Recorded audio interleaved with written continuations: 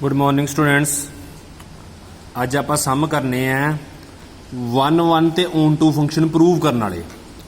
आप पिछले लैक्चर सम किए दसो 1-1 है कि नहीं, चैक किया चैक वाले सम है सी। अज अपना टॉपिक है कि आप प्रूव करना फंक्शन 1-1 भी है ऑन टू भी है। जे फंक्शन 1-1 ऑन टू है तुहानू पता है फंक्शन बन जाता बाइजेक्टिव। आप वो वाले सम करने हैं। मान लो जे कोई फंक्शन दिता x2y, एक्स वो बन गई डोमेन तो वाई उहदी की बन गई कोड मेन। अज वाले लैक्चर चो ही पेपर च सम होना है। अज वाले टॉपिक चो 2 दिन का लैक्चर है, ध्यान ना देखना यार। 1-1 फंक्शन प्रूव करना। आप 1-1 फंक्शन प्रूव करने का तरीका की है। प्रूव करने का ये कोई मतलब स्टैंडर्ड रूल नहीं गा, पर तुसी हर सम च यही फॉलो करना है। जिते किते प्रूव करना आ गया ना, तुसी आ प्रोसीजर फॉलो करना, ता ही तुहाडा सम सही होना। तुसी लिखना let x1, x2 belongs to x। x मतलब डोमेन, जो सम च डोमेन दी होगी। बाद तुसी लिखना है f of x1 is equal to f of x2। ऐदा ही लिखना है f of x1 is equal to f of x2। इनू सोल्व करना तो ही मैं सोल्व दस दाँगा कि किद्दां करना है। सोल्व करके x1 is equal to x2 आना चाहिए। सोल्व करके x1 is equal to x2 आना चाहिए। तो जे x1 is equal to x2 आ गया मतलब फंक्शन होएगा 1-1। फंक्शन होएगा 1-1 फंक्शन। जोड़ा ऑन टू प्रूव करना बच्चा को ना, ऑन टू प्रूव होंदा नहीं, गलत प्रूव करते बच्चे। पहला लिखना let y small y belongs to capital Y codomain. हुण उत्थे मैं कैपिटल वाई पाया है। जो सम दी कोड मेन होएगी ना, जो सम दी कोड मेन होएगी तुसीं ओह पाउणा इत्थे। ऐदां ही लिखना जिहड़ी मैं वर्डिंग लिखाउण दियां, अपना कोई दिमाग नहीं लाउणा तुसीं। Put F x equal to y करना है। Put F x equal to y करना है। एफ एक्स की वैल्यू तुहानूं समझ दी हुई वो भरनी है, उन्होंने वाई ना कंपेयर कर दिओ। वैल्यू ऑफ एक्स कटनी है इन टर्म्स ऑफ वाई। तो ये एक्स की वैल्यू कटनी है वाई की टर्म च आ जाएगी। मैं सम करा के तो संगना पता लग जाएगा। ये प्रोसीजर है, हर सम का सेम प्रोसीजर है। अगे तुसीं word Pawana then there exist. इत्थे जिहड़ी वैल्यू कड्ढी होएगी ना, वो वैल्यू लिखनी इत्थे। यही वर्डिंग लिखनी मैं बार बार कह दिया दैन देयर एग्जिस्ट। आ जी वैल्यू इतने कड्ढी होगी, आ वर्डिंग इतने लिखनी है। बिलोंग्स टू पाना है डोमेन। मैं तो एक्स पाना एक्स अपनी डोमेन, जो समझी तुहाडी डोमेन होएगी। सच रैट लिखना समझ तो ही फंक्शन के विचाल ही वैल्यू पानी। तुसी फंक्शन के विचाल ही वैल्यू पानी है। इनू सोल्व करना है। मैं सोल्व करने का तरीका दसांगा कि किद्दां सोल्व करना है। सोल्व करके आना चाहिए तुहाडा वाई आएगा ही आएगा। वाई जे फंक्शन ऑन टू है ना प्रूव करने वाला सम सोल्व करके वाई आएगा ही आएगा। जो नहीं आता तो सम गलत है। तो जो सोल्व करके वाई आ गया पर लिखना f is onto. Hence f is an invertible function. जहाँ तो समझ इनवर्टिबल वर्ड लगा होगा, जहाँ समझ वर्ड लगा होगा बाइजेक्टिव। जहाँ तो समझ इनवर्टिबल वर्ड लगा होगा, जहाँ समझ वर्ड लगा होगा बाइजेक्टिव। बड़ा सौखा तरीका है सम सोल्व करने का। थोड़ा जिहा अगे एक होर चीज़ देखो जरा। जे फंक्शन लीनियर है, लीनियर फंक्शन।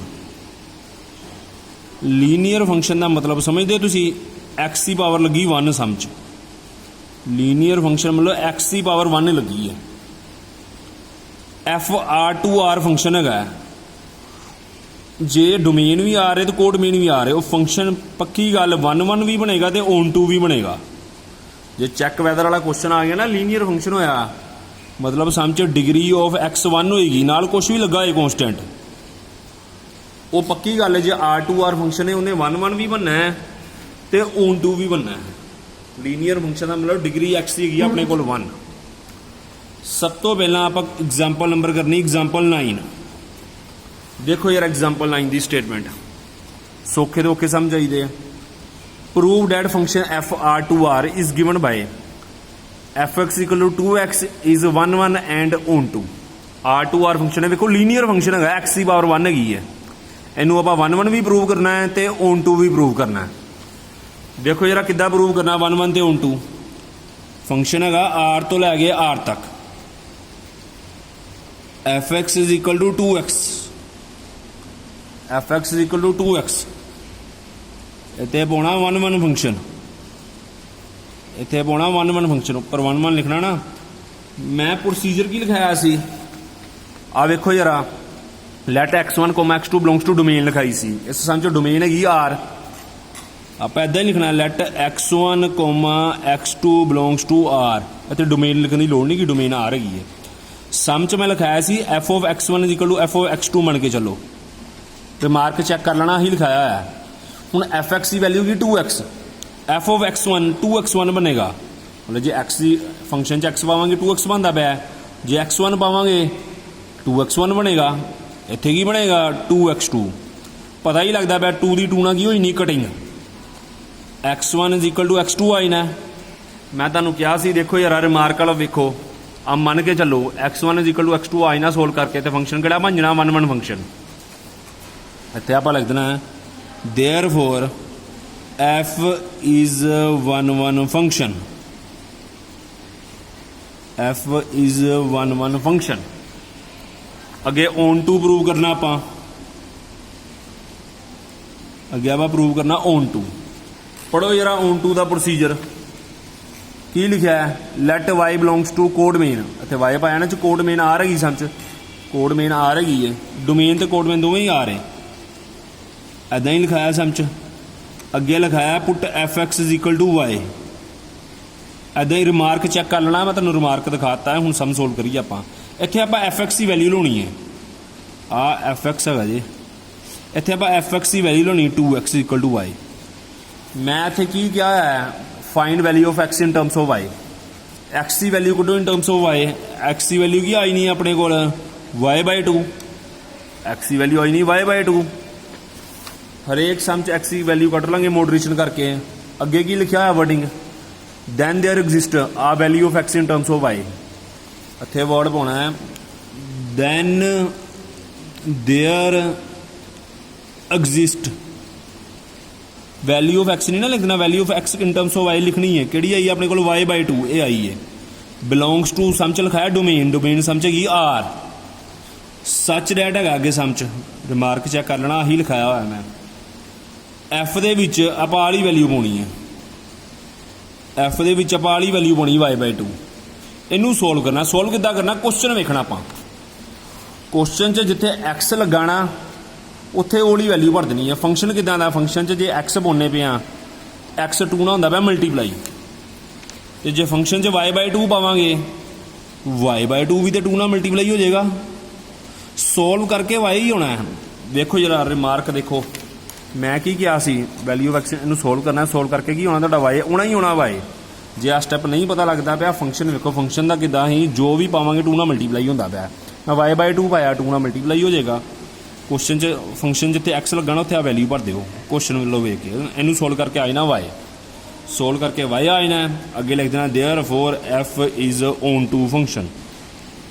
ਇਹ 'ਚ ਇਨਵਰਟੀਬਲ ਤੇ ਬਾਈਜੈਕਟਿਵ ਲਿਖਣ ਦੀ ਲੋੜ ਨਹੀਂ, ਕਿਉਂਕਿ ਸਮ 'ਚ ਇਕੱਲਾ 1 1 ਤੇ on to ਵਰਡ ਲੱਗਾ ਹੈ। ਤੇ ਜੇ 1 1 on to ਵਰਡ ਲੱਗਾ ਤੇ ਬਸ ਆਪਾਂ ਸਮ ਇੱਥੇ ਹੀ ਕਰ ਦੇਣਾ। ਇਹਦਾ ਮਤਲਬ ਫੰਕਸ਼ਨ 1 1 ਵੀ ਹੈਗਾ ਸੀ ਤੇ on to ਵੀ ਹੈਗਾ ਸੀ। ਮੈਂ ਤੁਹਾਨੂੰ ਦੱਸਿਆ ਕਿ ਜਿਹੜਾ ਲੀਨੀਅਰ ਫੰਕਸ਼ਨ ਹੋਏਗਾ R2R, ਉਹ 1 1 ਵੀ ਬਣੇਗਾ ਤੇ on to ਵੀ ਬਣੇਗਾ। ਜਿੱਦਾਂ 12th ਕੁਐਸਚਨ ਹੈਗਾ MCQ, ਫੰਕਸ਼ਨ R2R ਦਿੱਤਾ ਹੈ, defined by fx equal to 3x, choose the correct answer. ਜੇ ਤੇ MCQ ਹੋ ਗਿਆ, ਪਤਾ ਹੀ ਲੱਗਦਾ ਪਿਆ R2R ਫੰਕਸ਼ਨ ਹੈਗਾ, ਲੀਨੀਅਰ ਫੰਕਸ਼ਨ ਹੈਗਾ, x ਦੀ ਪਾਵਰ ਕੀ 1, ਤੇ ਫੰਕਸ਼ਨ 1 1 ਵੀ ਬਣੇਗਾ ਤੇ on to ਵੀ ਬਣੇਗਾ। ਯਾਨੀ ਕਿ ਸਿੱਧਾ 12th ਕੁਐਸਚਨ ਦਾ ਤੁਸੀਂ A ਪਾਰਟ ਆਂਸਰ ਲਿਖ ਦੇਣਾ, A ਪਾਰਟ ਆਂਸਰ ਆ ਜਾਣਾ। ਤੇ ਜੇ ਪ੍ਰੂਵ ਕਰਨਾ ਆ ਗਿਆ, ਉਹ ਤੁਸੀਂ ਪ੍ਰੂਵ ਕਰ ਸਕਦੇ ਹੋ। ਸੇਮ ਟੂ ਸੇਮ ਸਮ ਵਰਗਾ ਹੈਗਾ, ਐਗਜ਼ਾਮਪਲ 9 ਵਰਗਾ, ਸੇਮ ਟੂ ਸੇਮ ਐਗਜ਼ਾਮਪਲ 9 ਵਰਗਾ ਹੈਗਾ ਨਾ, ਉਹ ਤੇ ਪ੍ਰੂਵ ਕਰ ਹੀ ਸਕਦੇ ਹੋ। ਜਿੱਥੇ 2x ਲੱਗਾ ਉੱਥੇ ਬਸ 3x ਲਾ ਦਿਓ, ਸਾਰਾ ਸਮ ਸੇਮ ਹੈਗਾ। ਅੱਗੇ ਦੇਖੋ ਜਰਾ, ਕੁਐਸਚਨ ਨੰਬਰ 7। ਆਪਾਂ ਸੈਕਿੰਡ ਪਾਰਟ ਕੀਤਾ ਸੀ ਪਿਛਲੀ ਵੀਡੀਓ 'ਚ, ਇਸ ਵੀਡੀਓ 'ਚ ਫਸਟ ਪਾਰਟ ਕਰਨਾ ਹੈ। In each of the following cases state whether the function is 1 1 on to और बाइजेक्टिव। आप दसना कि फंक्शन 1 1 है, on to के बाइजेक्टिव है।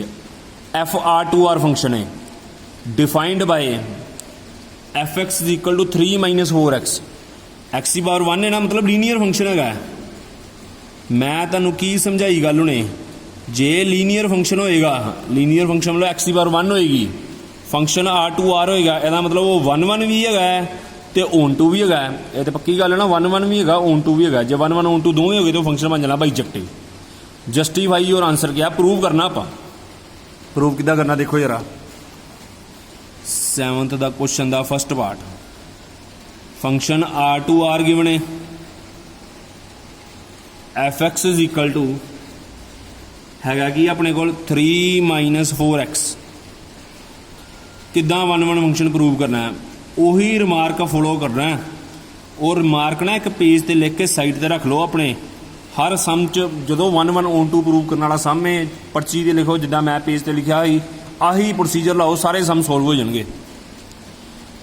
Light x1, x2 belongs to domain domain हैगी आर कोडोमेन भी आर है सम च कोई फर्क नहीं पैना।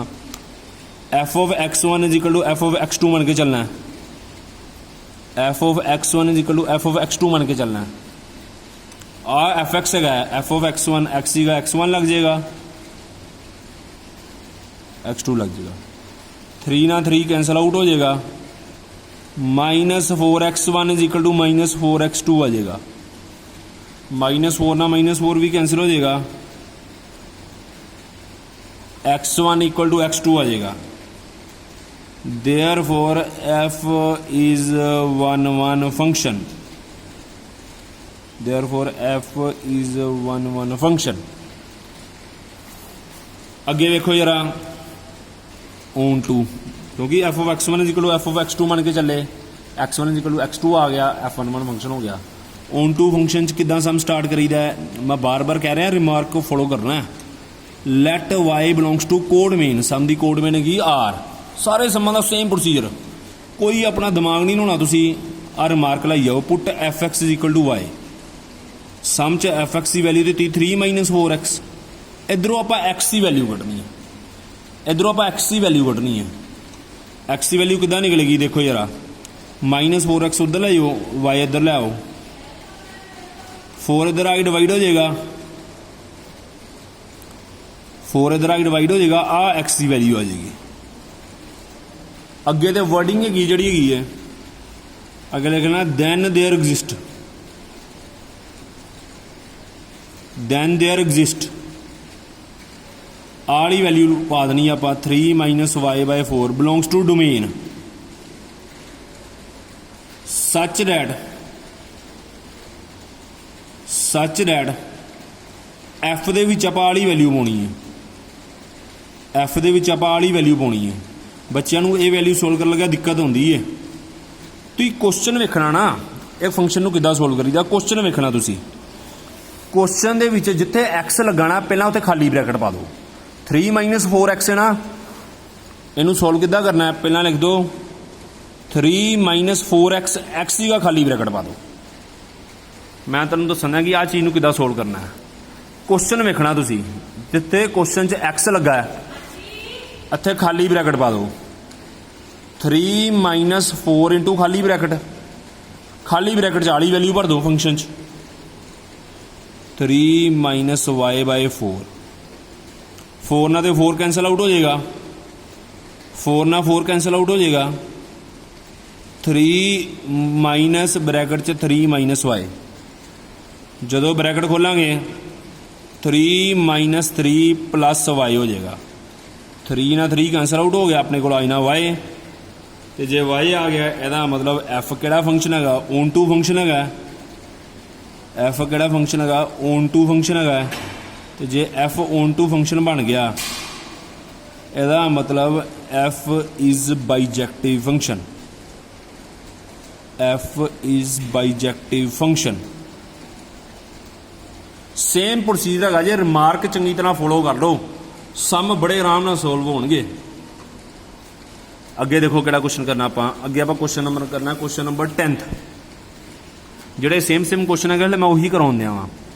लैट ए r-3 का मतलब सारे रियल नंबर 3 नहीं होना चाहिए and B r-1 consider the function a function दिता है defined by is f is 1 1 and onto function justify your answer. तुसीं वेख लो जो न्यूमीरेटर ते डिनोमीनेटर च एक्स लीनियर है ना पक्की गल वो भी फंक्शन 1 1 ऑन टू बनेगा जे न्यूमीरेटर ते डिनोमीनेटर च एक्स लीनियर है ये भी फंक्शन 1 1 ऑन टू बनना जे बस प्रूव कर दो is f is 1 1 and onto क्योंकि चैक है चैक वाला सवाल है पर चैक तुहाडे कोल होना नहीं हैगा। तुसीं याद रख लो, जे एक्स दी पावर 1 न्यूमीरेटर च एक्स दी पावर 1 डिनोमीनेटर च, पक्की गल वो फंक्शन 1 भी बनना है तो ऑन टू भी बनना है। ट्रिक याद रख लो तो जस्टिफाई योर आंसर। इनू 1 भी प्रूव कर दो तो ऑन टू भी प्रूव कर दो। देखो जरा किद्दां करना sum solve. Question number 10th, function है ए टू बी, फंक्शन है ए टू बी। ए की वैल्यू दी हुई, बी की वैल्यू दी हुई। ए दिता है तुहानू R-3, बी दिता है R-1। इसका मतलब होंगे सारे रियल नंबर है 1 नहीं है, मतलब सारे रियल नंबर है 3 नहीं है। फंक्शन किदां दा डिफाइन है, फंक्शन च x पावांगे x-2 upon x-3। 1 prove करना है। वैसे तो उन्होंने कहा इज है कि नहीं, पर मैं तुहानू दसदा है तो जे न्यूमीरेटर डिनोमीनेटर च एक्स लीनियर पिया है, सीधा सीधा उन्होंने 1 फंक्शन मान लो तो ऑन टू भी मान लो। प्रूव कर दो। तुहानू एक ट्रिक सिखाता, जे चंगी तरह करो सम सोल्व हो जाएंगे बड़े आराम नाल। इस तो सौखा तरीका नहीं है 1 ऑन टू प्रूव करने का। Let x1, x2 belongs to domain. Domain हैगी सम च ए, ਜਾਂ R-3 भी कोई लिख देगा, कोई गल है। F of x1 is equal to f of x2 बन के चलना है। आप x1 is equal to x2 prove करना। सम च जिते x लगा भला x1 लाओ।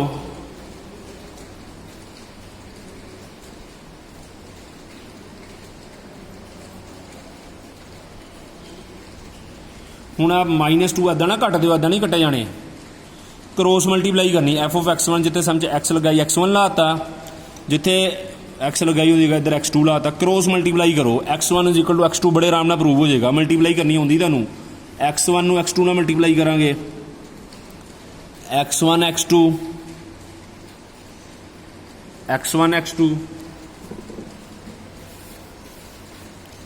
-3 नू x1 ना करांगे, -3x1 -2x2 +6। इधर मल्टीप्लाई करांगे x1 x2 -2x1, आगे आएगा -3x2 +6। कटिंग करांगे जो x1 x2 की कटिंग होई नहीं है, 6 की भी कटिंग होई नहीं है। x1 वाली रकम एक पासे कर लो, x2 वाली एक पासे। इधर -3x1 पिया रहन दो, -2x1 चुक इधर ले आओ, +2x1 x2 वाली परले पासे ले जाओ। इधर आएगा -x1 प्लस माइनस तो करनी आती होगी, x1 is equal to x2 आ जाएगा। माइनस ना माइनस कटे जाने ना। Therefore f is 1 function. Therefore f is 1 function. अगे देखो जरा, ऑन टू प्रूव करना। ऑन टू किदा प्रूव होना है, let y belongs to codomain. सम च कोड मेन हैगी बी, पुट करीदा put f(x) is equal to y। f(x) की वैल्यू लाओ क्वेश्चन चो, f(x) की वैल्यू क्वेश्चन चो लावांगे तो इस की procedure he find the value of x in terms of y। हूँ कई बच्चों को x in terms of y नहीं निकलता। देखो जरा किदा करना है x in terms of y। x -2 cross multiply करो, yx -3y। x वाली टर्म एक पासे करो, yx इधर आके माइनस हो जाएगा, -2 उधर जाके +2 हो जाएगा। x कॉमन कटो, 1 -y बचेगा। x कॉमन कटांगे 1 -y बचेगा। तो x की वैल्यू आएगी, ओहो मैं पहले कॉमन कटना, अगले स्टेप क्रॉस मल्टीप्लाई करना। 1 -y इधर मल्टीप्लाई चे, इधर आके डिवाइड हो जाएगा। 1 -y इधर मल्टीप्लाई चे, इधर आके डिवाइड हो जाएगा। ये एक्स की वैल्यू आ गई इन टर्म्स ऑफ वाई। जिन्हें इन्ना सम सोल्व कर लिया ना, वो सारे सम सोल्व हो जाने। अगे लिखना then there then there exists ਆਹ ਵਾਲੀ ਵੈਲਿਊ ਲਿਖਣੀ ਆਪਾਂ ਬਿਲੋਂਗਸ ਟੂ ਡੋਮੇਨ ਡੋਮੇਨ ਹੈਗੀ ਸਮ ਦੀ ਏ ਵਰਡਿੰਗ ਇੱਦਾਂ ਹੀ ਬਣੀ ਆ ਵਰਡਿੰਗ ਨਾਲ ਲਾਇਓ ਨਹੀਂ ਤੇ ਸਮ ਗਲਤ ਹੋ ਜਾਣਾ ਜੇ ਸੱਚ ਦੈਟ ਐਫ ਦੇ ਵਿੱਚ ਵਾਲੀ ਵੈਲਿਊ ਪਾਉਣੀ ਹੈ ਆਹ ਸਟੈਪ ਤੇ ਤੁਸੀਂ ਅੜਨਾ ਸਾਰਿਆਂ ਨੇ ਇਸ ਤੋਂ ਬਾਅਦ ਕੁਐਸਚਨ ਨਾਲ ਨਜ਼ਰ ਜਾਣੀ ਚਾਹੀਦੀ ਤੁਹਾਡੀ क्वेश्चन च जिथे एक्स लगा उत्थे खाली ब्रैकेट पा दिओ तुहानूं नज़र आंदा पिया x minus 2 upon x minus 3 ते इत्थे की भरना तुसी खाली ब्रैकेट माइनस 2 अपॉन खाली bracket minus 3 x minus 2 upon x minus 3 है ना तुसी पा दिओ खाली ब्रैकेट माइनस 2 अपॉन खाली ब्रैकेट माइनस 3 खाली ब्रैकेट च एक्स की वाली वैल्यू भर दो खाली ब्रैकेट च एक्स की वाली वैल्यू भर दो तो जो वैल्यू भरांगे LCM लैके सॉल्व करना LCM लैके सॉल्व करांगे जो आप बड़े आराम नाल सॉल्व हो जाएगा 2 माइनस 3y आ जाएगा इधर 1 नूं माइनस 2 नाल मल्टीप्लाई करांगे माइनस 2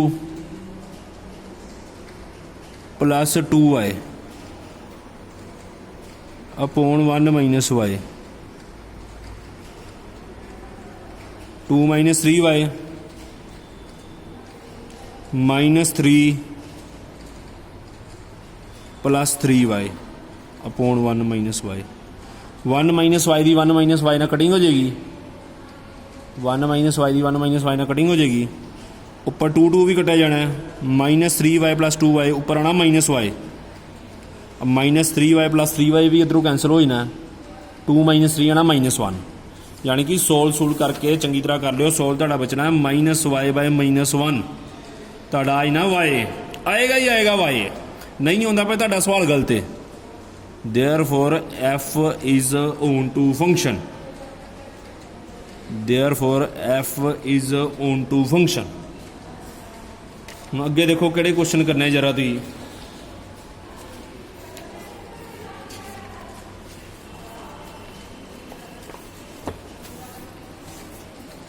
अगे 6th क्वेश्चन देखो जरा शो डेट फंक्शन -1 तो 1 ये डोमेन दी हुई है हूँ आर टू आर डोमेन वाले सामने ही डोमेन अलग आ गई यार एक्सरसाइज 1.3 का ना क्वेश्चन नंबर है 7 अगे क्वेश्चन पढ़ो जरा -1 to 1 लैके आर तक फंक्शन है फंक्शन दिता है F x is equal to x upon x plus 2 इनू की प्रूव करना आप 1 1 इनू प्रूव करना 1 1 अगे का फाइंड दी इनवर्स इनवर्स वाला टॉपिक तुहाडे सिलेबस कटिया गया वो सिलेबस नहीं है उन्होंने छड्ड दो तुहाडा क्वेश्चन है सिर्फ तुसीं 1 1 प्रूव करना तो किद्दां करना 1 1 प्रूव आ फंक्शन है इत्थे उपर पा दो 1 1 फंक्शन हुण तो टैक्नीक समझाती तुहानूं सारी टैक्नीक समझाती तुहानूं ये क्वेश्चन नंबर 6 है सॉरी 7th नहीं है क्वेश्चन नंबर 6 थी let x1 x2 belongs to domain आ गई डोमेन -1 तो लैके 1 तक ये डोमेन हैगी तुहाडी f of x1 is equal to f of x2 मन के चलना है f of x1 equal to f of x2 मन के चलना है इत्थे पाओ x1 ला दो x1 अपॉन x1 प्लस 2 इधर आएगा x2 अपॉन